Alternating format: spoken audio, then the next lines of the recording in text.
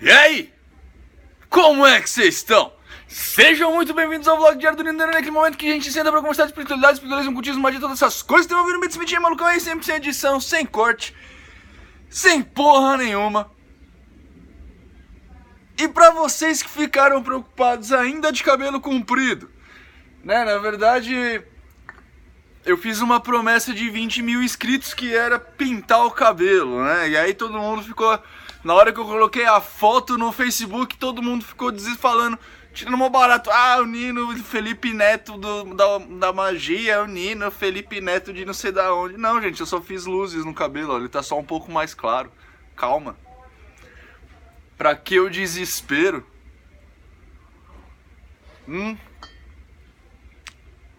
Metade achou que eu ia fazer aqui no Felipe Neto, a outra metade achou que eu ia fazer, que eu ia cortar o cabelo, olha só. Bom, obrigado pela preocupação de vocês. Antes de mais nada, eu começar o vlog diário, quero mostrar um negócio pra vocês. Ganhei um presente nesse final de semana do aluno, do Diogo, aluno lá da Escola do Grande Oriente. Ele foi lá pra Monte Verde e trouxe pra mim. Diogão, obrigado, cara, tá no coração do tio aqui. Beleza, gente, como é que vocês estão nessa terça-feira pós-feriado? Nessa manhã chuvosa aqui. Nesse dia preguiça. Eu tô com preguiça. Na verdade, ontem eu fiquei gravando o vídeo de quarta pra vocês, as 10 coisas que a magia não faz por você. E terminei de começar a upar, na verdade, porque eu gravo, edito, aí você tem que fazer aquele tempo de exportação de vídeo, né, que geralmente é um vídeo demorado, porque eu gravo em 1080p. Eu comecei, aí eu deixei exportar, comecei a upar pra ir dormir. Então eu fui dormir às 4h30 da manhã, agora são 9 horas, eu estou acordado. 5 horas de sono até que tá bom, né? O grande problema é que eu estou em jejum, porque eu vou fazer alguns exames de sangue daqui a pouco. Então eu tô tomando água. Que bosta. Bom, gente, foda-se, né? Vamos para as perguntinhas de vocês. Bom dia, Nino. Estava lendo o Libernu e me surgiram algumas dúvidas. Existe alguma diferença entre servidor e elemental artificial? Um elemental artificial pode vir a se tornar um espírito como aconteceria com um elemental comum? Além disso, os elementais, sejam eles artificiais ou naturais, possuem Kia? Vamos por partes. Existe alguma diferença entre servidor e elemental artificial? Cara, existem todas as diferenças, né? Um servidor nem de perto é um elemental, cara.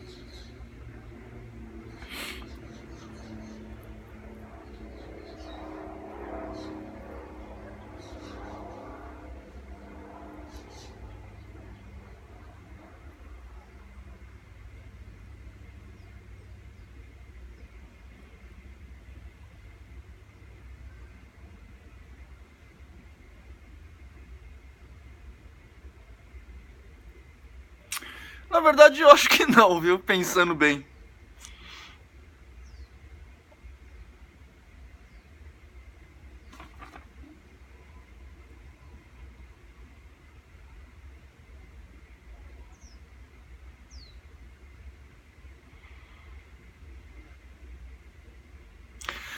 Eu acho que a diferença, na verdade, tá mais no propósito do que na forma, porque ambos são energia que você aloca em um determinado local para uma determinada coisa, né?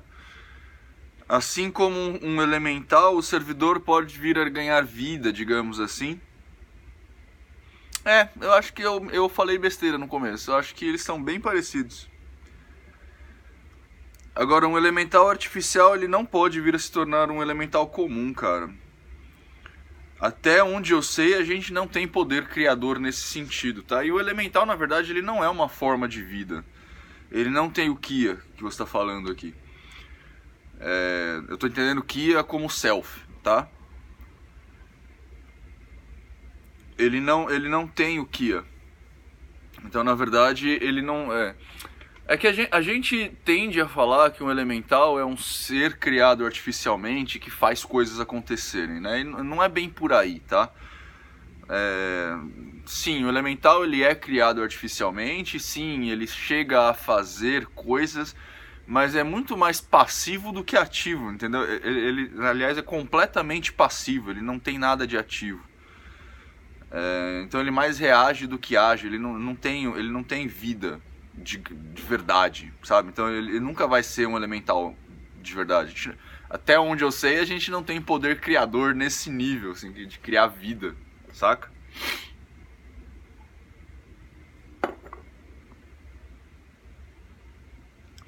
Agora, elemental natural possui. Ele. Digamos que ele possui. Ele possui. Não sei. Porque na verdade eu entendo o Kia, que o camaradinha aqui fala, como a percepção de si mesmo, digamos assim. Você tem uma racionalidade que ela é complexa o suficiente para você inclusive perceber-se como ser, como parte de um todo, mas diferente dele, entendeu? Nesse nível, o elemental natural ele possui um proto-Kia, digamos assim. Ele não chega a ser tão complexo, mas ele se percebe como individualidade, eu acho, tá? Complicada sentiu. Oi, Nino, complicado é porque eu li o Liber Nu há muitos anos, eu não lembro mais exatamente os conceitos que estão lá, saca?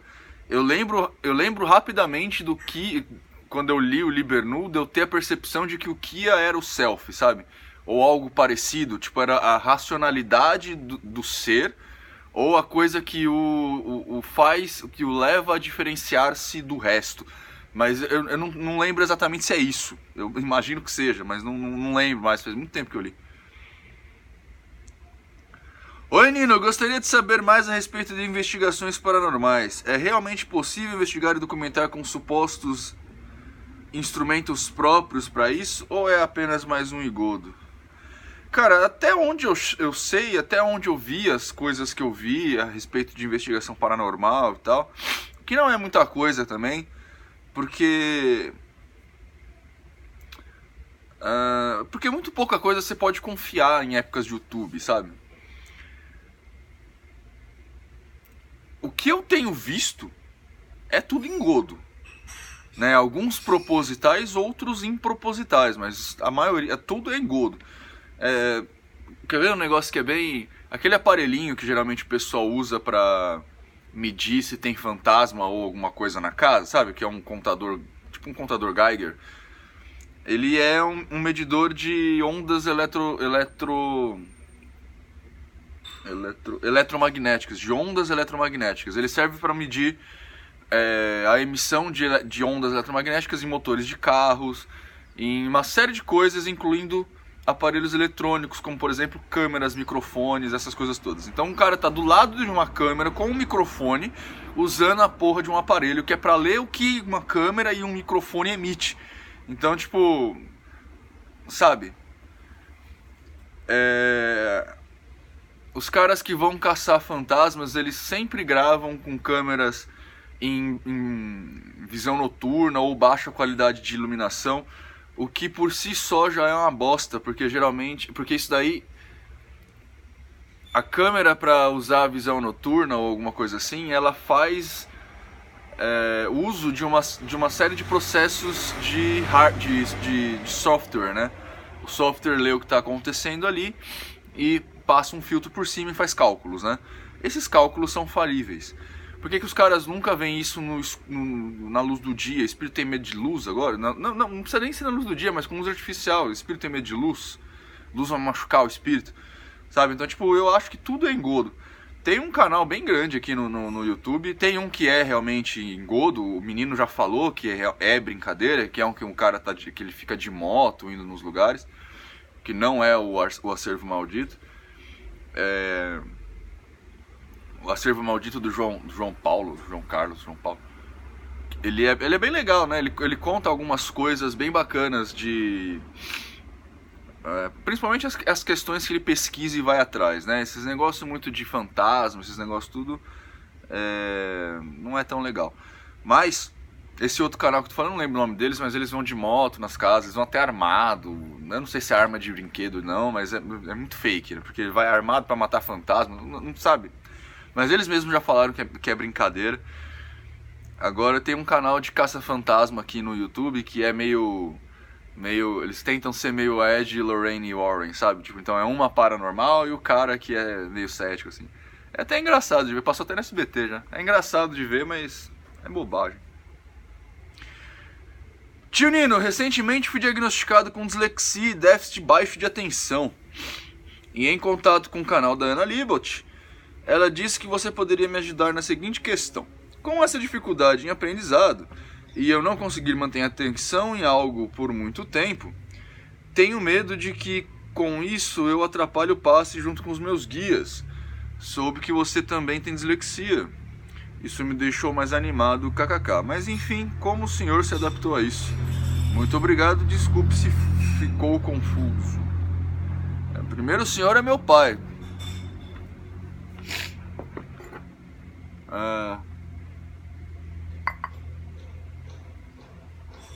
Cara, é assim, ó.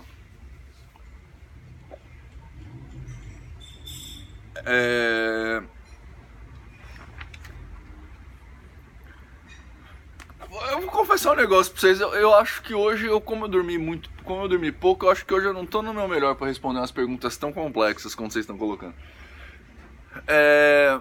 Eu não sei qual que é o nível do seu TDAH aí, tá? TDA é transtorno de déficit de atenção e o TDAH é transtorno de déficit de atenção com hiperatividade, né? Eu não sei se eu tenho hiperatividade. Mas é assim, cara. Eu comecei a bolar métodos alternativos. Antes mesmo de eu saber que eu tinha esse negócio, eu sempre fui muito observador, apesar de tudo, sabe? Eu sempre observei muito as coisas que estão acontecendo, inclusive comigo. E eu percebi ao longo do tempo que eu tenho formas diferentes da maioria das pessoas de fazer as coisas. Por exemplo, eu nunca consegui estudar, sabe? Eu nunca consegui sentar, sei lá, na mesa em casa, pegar um livro, ler ou fazer exercício de matemática, essas coisas. Eu nunca consegui fazer isso. Teve até um tempo que minha mãe se frustrou porque eu não estudava em casa, mas eu sempre fui bom aluno. Que eu não estudava em casa, ela começou a me obrigar a estudar em casa e eu comecei a ir mal na escola. Aí a professora chamou minha mãe, falou pra eu parar de fazer o que ela estava fazendo. Enfim. Mas eu comecei a perceber que eu tinha outros processos para isso, entendeu? Não é que eu não conseguia, eu tinha outros processos. Eu só precisei descobrir qual era.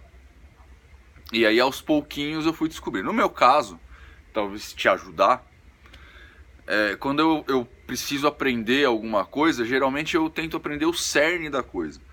Não, porque assim, né? Tudo que a gente vai aprender tem um caminho de complexidade muito grande e as pessoas perdem muito tempo nessa complexidade. Então, por exemplo, eu acho que ficou muito claro isso pra mim na faculdade. Eu tive algumas aulas de psicologia na faculdade, né? Então eu tinha que aprender sobre... eu esqueci o termo, mas é aquele campo da psicologia que é do Freud. Esqueci agora. Eu tô com parapsicologia na cabeça, mas não é. Enfim, aquele negócio lá que o Freud desenvolveu, né? Então o professor ficou lá umas 15 aulas, umas 3 aulas explicando o que era aquela porra daquele negócio lá. E eu, no começo, quando ele começou a falar, eu falei, pô, então, na verdade, tudo pro Freud, o cerne da questão do Freud é a relação com os pais. Né? Então tem lá o complexo de Édipo, o complexo de Electra, né? Que é quando o menino quer matar o pai para ficar com a mãe, a menina quer matar a mãe para ficar com o pai. Então, a partir daí tudo se extrapola. Então, o problema para o Freud era a relação do alvo, do target, do objetivo, com os pais. Ponto. Esse é o cerne da questão. A partir daí, tudo é extrapolar disso. Entendeu? Então, para mim, as coisas sempre funcionaram assim. Eu aprendo o cerne e depois eu mesmo extrapolo. Aí fica muito fácil, aí eu aprendo. Então, geralmente, para eu aprender as coisas na escola, pelo menos em questões de humanas, né? Era isso, eu aprendia na primeira aula, o professor começava a abordar o negócio, eu já sacava, porque eu prestava muita atenção. Eu tentava eu tentava ficar focado nos primeiros minutos da explicação do professor, que é quando ele trazia o cerne. Depois ele começava a falar um monte de coisa, aí eu fazia outra coisa. Aí eu desenhava, aí eu, sei lá, fazia qualquer coisa na faculdade. Mas isso sempre funcionou pra mim, tipo, história da arte pra mim. Os períodos, eu não sei direito classificar pra vocês, por exemplo, a linha de história da história da arte. Né? Em 1815 era barroco, em 1920 era não sei o que. Isso eu não lembro, não sei. Mas eu sei o que o cerne de cada um dos períodos trabalhou, e aí eu extrapolo isso. Eu até consigo, por exemplo, estimar essa linha do tempo que eu não decorei. Porque eu sei que o cerne do pensamento da humanidade, ele acontece em ciclos. Então, eu sei que a arte reflete a sociedade ela é comandada pela entre outras coisas, tá? Mas nesse caso em específico, para mim, o que faz sentido. A sociedade é comandada pela questão Deus, né? Então, tem períodos antropocêntricos, períodos teocêntricos, e aí a partir daí eu consigo saber que arte que é, entendeu? Então, eu acho que você, pra te ajudar esse negócio, você pode seguir esse caminho. Tenta perceber como que o aprendizado funciona pra você, entendeu? Tem um jeito, pode ter certeza. Você só precisa começar a se olhar e perceber como é que você aprende as coisas. E aí você pega esse seu jeito de aprender as coisas e vai levando pra frente. Mas a sua pergunta, na verdade, é com relação... Eu tenho medo de que com esse trabalho eu passe junto com os meus guias, né? É assim, ó, você não precisa ao longo, sei lá, se você for seguir esse caminho e se tornar um médium trabalhador com o passe mediúnico, né? Você não precisa ficar concentrado 24 horas, sabe? Na verdade, você não precisa ficar concentrado nem as 4 horas que você tá lá. Existe momentos específicos dentro do trabalho mediúnico onde você precisa ter atenção, mas são momentos, e são momentos rápidos, né? Eu mesmo já falei pra vocês aqui algumas vezes, né? Às vezes eu tô dando lá o passe, né? Eu tô lá no centro incorporado com o guia, e durante a conversa eu tô viajando, falando outra coisa, conversando com o próprio guia, sei lá, cantando um Shakira na cabeça, sei lá, eu tô pirando, né? Justamente porque eu tenho um pouquinho dessa dificuldade aí de controlar minha atenção. Mas